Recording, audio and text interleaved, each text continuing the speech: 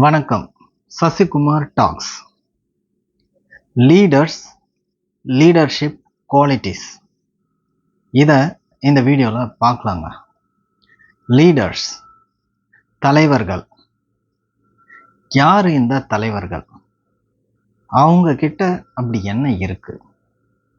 Leadership qualities, தலைமை பண்புகள் அப்படின்னு சொல்கிறாங்களே, அதெல்லாம் என்னது பார்க்கலாங்க. ஒரு லீடராக இருக்கணும்னா அவங்களுக்கு என்ன தகுதி இருக்கணும்? நிறைய விஷயத்த சொன்னால் நமக்கு கொஞ்சம் குழம்பிடும்.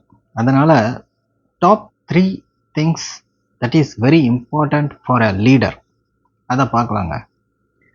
1 விஷன், 2வது இன்டெகிரிட்டி, 3வது எம்பத்தி.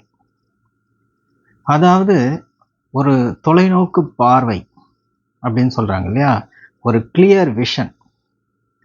நாம் எதை நோக்கி போயிட்டுருக்கோம், நாம் எதை அடைய விரும்புகிறோம், அந்த ஒரு விஷயத்தில் லீடர்ஸ் ரொம்ப தெளிவாக இருப்பாங்க. விஷன். 2வது இன்டெகிரிட்டி, ரொம்பவுமே நேர்மையாக இருப்பாங்க. Be true to one self அப்படின்னு சொல்லுவாங்க இல்லையா.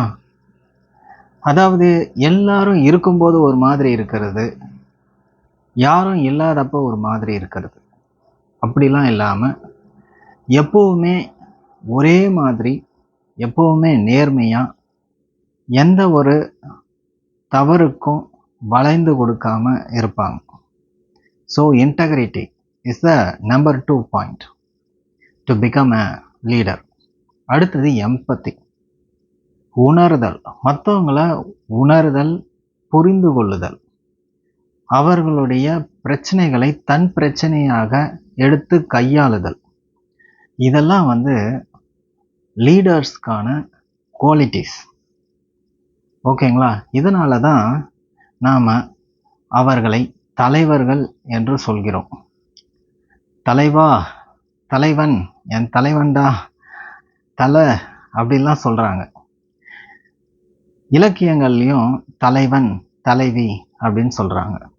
ஸோ நாம் தலைவர்களை கொண்டாடுகிறோம் என்பதில் எந்த ஒரு மாற்று கருத்துமே கிடையாது. இப்போ பெரும்பாலும் தலைவர்கள், கரண்டில் தலைவர்கள் அப்படின்னு சொன்னான்னா நாட்டை ஆள்பவர்கள், அவர்களை சொல்லுவோம். வேர்ல்டில் எலான் மஸ்க் சில பேர் சொல்லுவாங்க, உலக தலைவர்கள். ஓகேங்களா? உலகத்தில் உள்ள பெரிய பெரிய நாடுகள், இந்தியா, சைனா, ரஷ்யா, அமெரிக்கா, இந்த நாட்டை ஆள்பவர்களை உலக தலைவர்கள் அப்படின்னு கூட சொல்லுவாங்க. அதே மாதிரி ரிலீஜியஸ்லேயும் இருப்பாங்க, மத தலைவர்கள் அப்படின்னு இருப்பாங்க. இந்த தலைவர்கள், அதாவது இந்த லீடர்ஸை பற்றி பார்க்கும்போது, ஹிஸ்ட்ரியில் பார்க்கும்போது பார்த்தீங்கன்னா, சில மன்னர்கள் பெரிய தலைவர்களாக இருந்தார்கள். அது மட்டும் இல்லாமல் அவர்கள் கடவுள்களாகவும் வழிபட்டார்கள் அப்படின்னு சொல்கிறாங்க. Example, pharaohs of Egypt. எகிப்து நாட்டில் ஃபாரோக்கள் அவர்கள் வாழும்போதே கடவுள்களாக பார்க்கப்பட்டார்கள். அவர்கள் இறந்த பின்னும் அவர்கள் கடவுள்களாக மதிக்கப்பட்டார்கள், துதிக்கப்பட்டார்கள் அப்படின்னு சொல்கிறாங்க. பல புக்ஸில் அதை பார்க்க முடியுது. ஓகேங்களா? ஸோ தலைவர்கள் என்றது எந்த அளவுக்கு முக்கியமாக இருக்குது பாருங்கள். அவர்கள் கடவுள்களாக, கடவுள்களுக்கு ஒப்பாக மதிக்கக்கூடியவர்களாக இருக்கிறார்கள். அதனால தான் அவர்கள் சொல்லுக்கு ஒரு பெரிய கூட்டம் கட்டுப்படுகிறது. அவர்கள் அசைவுக்கு இவர்களும் அசைகிறார்கள். அவர்கள் செயலுக்கு இவர்கள் ஒத்துழைக்கிறார்கள். ஓகேங்களா? இதெல்லாம் ஒரு லீடர்ஸ்க்கான விஷயங்க.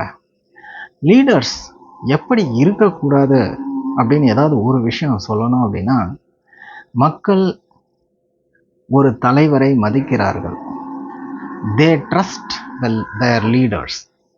அவர்கள் வைத்துள்ள அந்த நம்பிக்கையை சிதைக்கக்கூடாது.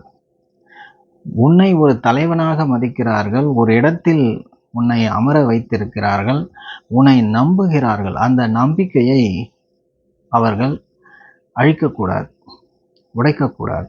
இதுதான் முக்கியமான விஷயம். சில தலைவர்கள் அதை செய்திருக்கிறார்கள்.